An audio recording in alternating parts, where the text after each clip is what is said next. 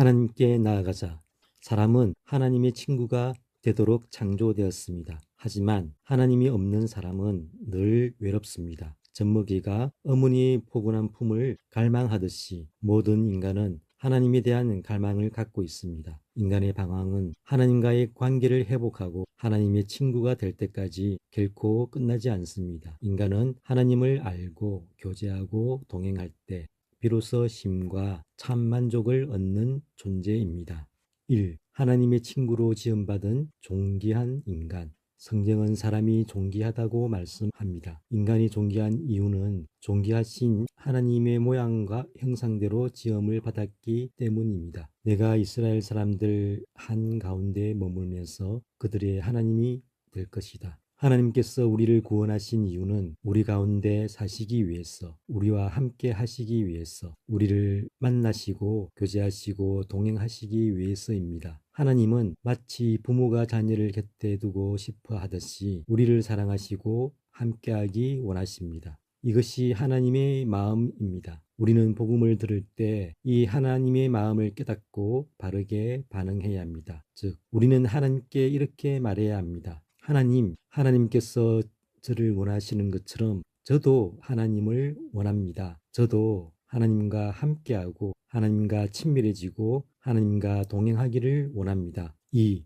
죄인이 가까이 할 수 없는 거룩한 하나님. 첫사람 아담과 하와는 하나님의 친구로 살았습니다. 그러나 그들은 원수의 말에 귀를 기울이고 하나님께서 금하신 선악과를 따먹었습니다. 그래서 그들은 하나님과 교제하고 풍성한 삶을 누렸던 에덴 동산에서 쫓겨났습니다. 죄인은 하나님과 함께할 수 없기 때문입니다. 죄인이 하나님과 함께할 수 없는 이유는 하나님은 거룩하시기 때문입니다. 하나님은 교제를 원하는 사랑이실 뿐 아니라 거룩하신 분입니다. 그래서 하나님은 죄를 심판하실 수밖에 없습니다. 따라서 죄는 필연적으로 하나님과 사람이 나눠지게 합니다. 사무엘상 4장에서 5장에 블레셋 사람들이 이스라엘과의 전쟁에서 이겨 법궤를 빼앗은 이야기가 나옵니다. 법궤는 하나님이 임재하신 곳입니다. 그런데 블레셋 사람들은 죄인이었기 때문에 복이 아니라 엄청난 재앙을 받았습니다. 초대교회 때 아나니아와 삽비라는 헌금의 일부를 숨겼는데 죽었습니다. 왜냐하면 하나님께서 오순절에 강력하게 임하셨기 때문입니다. 그래서 죄에 대한 그와 같은 심판이 일어난 것입니다. 부흥이 일어나면 살아나는 역사만 일어나는 것이 아니라 회개하지 않은 사람들, 완악한 사람들, 강팍한 사람들, 대적하는 사람들에게는 심판이 일어납니다. 왜냐하면 하나님은 거룩하신 분이기 때문입니다. 그리고 법궤를 열어본 이스라엘 백성들에게 심판이 임했고 법궤를 만진 우사는 죽임을 당했습니다. 이 모든 것이 무엇을 말하고 있습니까? 하나님은 거룩하시기 때문에 죄인은 가까이 하거나 함께 할 수 없다는 것입니다. 3. 하나님께 나아가는 유일한 길을 닦은 예수님. 죄는 하나님과 인간을 멀어지게 합니다. 여러분이 한때는 하나님에게서 멀리 떨어져 있었습니다. 생각하는 방식에서는 하나님의 원수였습니다. 그것이 악한 행위들로 드러났지요. 그런데 하나님과 가까워지게 하는 것은 죄의 반대인 의가 아니라 피입니다. 오직 피가 죄를 용서합니다. 왜 피가 죄를 용서합니까? 그것은 생명이 피에 있기 때문입니다. 죄의 대가는 사망이기 때문에 생명을 드려야 합니다. 그래서 피가 죄를 용서하는 것입니다. 인간의 근본적인 문제는 죄입니다. 인간은 죄 때문에 하나님과 격리되고 죄 때문에 천국에 갈 수 없고 지옥에 떨어져 영원히 불타야 하는 가련한 존재입니다. 그런데 죄를 없애는 것은 피밖에 없습니다. 그래서 구약시대 때 짐승들을 잡아서 그 피를 흘려서 제사를 드린 것입니다. 그런데 짐승은 사람처럼 존귀하지 않기 때문에 짐승의 피는 잠시 죄를 덮기만 하지 죄를 완전히 용서하지 못합니다. 그래서 예수님이 세상에 오신 것입니다. 예수님의 피는 죄를 완전히 없애버릴 수 있습니다. 왜냐하면 예수님은 하나님이시기 때문입니다. 죄인은 온 인류가 다 죽어도 의미가 없습니다. 그러나 예수님의 피는 다릅니다. 그분은 죄가 없으시고 의로우시고 하나님의 아들이십니다. 그분의 피는 하나님의 피입니다. 그래서 예수님의 피는 모든 인류의 죄를 용서하고도 남습니다. 죄는 하나님과 우리 사이를 가로막는 담과 같습니다. 그런데 예수님이 자기 피로 우리 죄를 용서하셨습니다. 바꿔 말해서 하나님께 나아가는 길을 여신 것입니다. 우리는 예수님의 피를 힘입어서 거룩한 곳에 들어갈 담대함을 갖게 되었습니다. 예수님이 우리를 위해 들어갈 길을 열어주셨습니다. 나눔막을 가로지르는 새롭고 살아있는 길을 말입니다. 나눔막은 곧 그분의 몸입니다. 예수님은 크게 소리를 내지르시고 마지막 숨을 거두셨다. 거룩한 곳의 나눔막이 위에서 아래까지 둘로 찢어졌다. 성소의 나눔막은 6쌍의 황소가 각각 양쪽에서 잡아당겨야 찢을 수 있는 것인데 초자연적으로 찢어졌습니다. 누가 찢었겠습니까? 하나님입니다. 왜냐하면 예수님의 피 때문입니다. 예수님이 피를 흘림으로써 하나님께 나아가는 길이 열렸습니다. 믿는 사람은 하나님의 자녀가 되는 자격을 가졌기 때문에 만왕의 왕이신 하나님 앞에 담대히 나아갈 수 있습니다. 오직 예수님만이 길입니다. 그런데 성소는 하나님이 임재하신 곳입니다. 예수님이 나눔막 가운데 열어놓으신 길은 즉 성소에 계셨던 하나님께로 나아가는 길입니다. 영생은 하나님과 예수님을 만나고 하나님과 예수님과 교제함으로 아는 것입니다. 신앙생활은 하나님과 예수님께 나아가는 것, 하나님과 예수님을 깊이 알아가는 것, 하나님과 예수님을 닮아가는 것, 하나님과 예수님과 동행 동력하는 것입니다.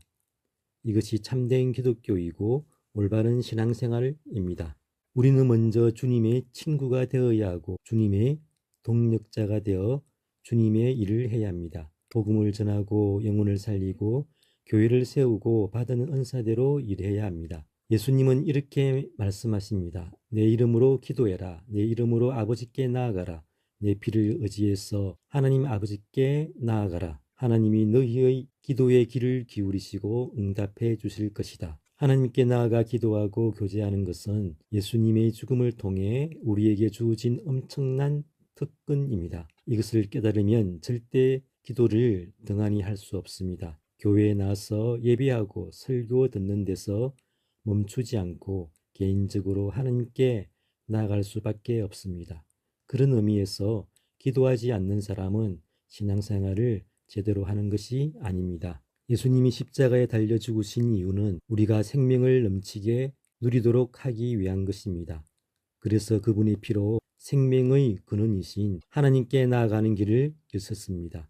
그러므로 우리는 하나님께서 예수님의 죽음을 통해서 놀라운 특권을 우리에게 주신 것을 생각하고 예수님의 이름으로 하나님께 나아가야 합니다. 죽고 사는 것이 우리 영혼이 말라 비틀어져 죽느냐, 죄에게 정복당하고 세속화되느냐, 아니면 죄를 이기고 의를 행하고 영적 생명이 넘치는 삶을 살고 배에서 생수의 강이 흘러나는 생명의 통로가 되어 수많은 영혼을 살리느냐가 바로 하나님께 나아가느냐 않느냐에 달려 있습니다. 온 우주에 예수님의 이름으로 하나님 앞에 나가서 하나님을 구하는 것보다 더 중요한 것은 없습니다.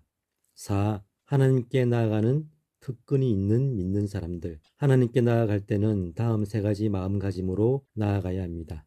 1. 하나님께 담대히 나아가야 합니다. 예수님이 자신의 피로 우리의 죄를 용서하시고 하나님께 담대히 나아갈 수 있는 길을 여셨습니다. 그러므로 우리는 담대히 하나님께 나아가 하나님과 교제해야 합니다. 2. 하나님께 믿음으로 나아가야 합니다. 인간은 농산물로 제사를 드린 가인처럼 자기 공로로 하나님께 나아가려는 경향이 강합니다. 그러나 하나님은 가인의 제사를 받지 않으셨습니다. 아벨은 믿음으로 제사를 드렸는데 믿음은 들음에서 나는 것입니다. 아벨은 아담으로부터 짐승의 피로 하나님께 제사 드려야 한다는 것을 들었을 것입니다. 그래서 믿음으로 짐승을 잡아 하나님께 제사 드린 것이 분명합니다. 우리는 가인처럼 행위를 의지하지 말고 아벨처럼 대속의 피를 믿는 믿음으로 하나님께 나아가야 합니다. 참 신자는 죄를 회개하고 예수님을 주님으로 모신 자들입니다. 그런데 회개와 믿음은 완전히 아니라 일종의 방향 전환입니다. 회개하고 믿고 구원받은 사람도 죄를 짓습니다. 그래서 회개나 믿음에 따르는 행함을 의지하여 하나님 앞에 설 수 없습니다. 우리는 오직 예수님의 핏공로를 의지해야 합니다. 그러므로 우리는 회개나 믿음에 따르는 행함이 아니라 예수님의 피를 믿는 믿음으로 하나님 앞에 나아가야 합니다. 3. 하나님께 확신을 가지고 나아가야 합니다. 우리는 하나님의 가족이고 하나님의 사랑을 받은 자녀들입니다. 그러므로 우리는 다음 세 가지 확신을 가지고 하나님께 나아가야 합니다. 1. 하나님께서 나를 맞아들이실 것이라는 확신. 2. 죄가 있을지라도 나를 용서하실 것이라는 확신. 3. 나의 기도를 거절하지 않고 응답하실 것이라는 확신. 우리를 위해서 하나님은 죄를 알지도 못하는 분에게 죄를 짊어지게 하셔서 우리 자신들이 그분 안에서 하나님의 의가 되도록 하셨습니다. 이처럼 우리 죄는 예수님의 것이 되었고 예수님의 의는 우리 것이 되었습니다. 즉 예수님의 의가 우리에게 넘겨졌습니다. 예수님은 넘치는 의로움이라는 선물을 우리에게 주셨습니다. 우리에게 의가 넘치게 된 것입니다. 그래서 우리는 죄를 짓기 전에 아담처럼 하나님 앞에 죄의식, 죄책감, 두려움, 열등감 없이 설 수 있습니다. 이것이 곧 하나님과 화평하게 되었다는 말의 의미입니다. 하나님이 평화를 이루셨다네 아들이 십자가에서 흘린 피를 통해서. 그러나 이제는 하나님이 그 아들의 육신의 몸 안에서 그 죽으심을 통하여 여러분과 완전히 화해하셨습니다. 그리하여 여러분이 하나님 앞에서 거룩하고 흠잡힐 데 없고 비난당할 것 없는 사람으로 설 수 있게 해 주셨습니다. 이처럼 십자가의 피 때문에 우리는 거룩하신 하나님 앞에 거룩하고 흠잡힐 데 없고 비난당할 것이 없는 사람으로 설 수 있게 되었습니다. 그래서 하나님은 대속을 통해서 예수님의 의를 통해서 믿는 사람들을 보십니다. 그래서 하나님의 눈에는 우리가 거룩하고 흠없고 완전해 보입니다. 롤랜드 복 목사님이 이렇게 말했습니다. 하나님께서는 그의 백성을 완전하게 돌보십니다. 우리는 하나님 앞에서 우리가 어떤 존재인지를 깨달았으면 결코 마음의 눌림을 겪을 필요가 없습니다. 하나님께서는 예수님과 그의 희생을 믿는 우리의 믿음을 보시고 우리를 예수님과 동일하게 보십니다. 그러므로 지금부터 하나님의 시각으로 자신을 보십시오. 그래야 우리를 헐뜯으며 고발하는 마귀를 이길 수 있습니다. 그리고 거룩하신 하나님 앞에 나아갈 수 있고 믿음으로 기도할 수 있습니다. 혹시 죄를 지었다 하더라도 더욱 믿음으로 하나님께 나아가십시오.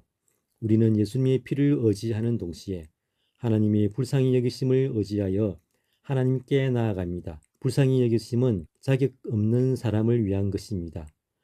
넘어졌을 때 필요한 것이 바로 불쌍히 여기심입니다. 주님은 성육신의 경험을 통해 우리의 연약함을 아시고 불쌍히 여기는 분이십니다. 하나님 아버지도 우리를 불쌍히 여기십니다. 그러므로 예수님의 피와 하나님의 불쌍히 여기심을 의지하여 담대히 하나님께 나아가십시오. 습관적인 죄를 짓고 있는 사람들도 낙심하지 말고 믿음으로 하나님께 나아가십시오. 하나님은 이런 분의 7번까지도 용서하시는 분입니다. 그러므로 하나님의 한결같은 사랑을 믿고 믿음으로 하나님께 나아가 회개하고 다시 일어나시기 바랍니다.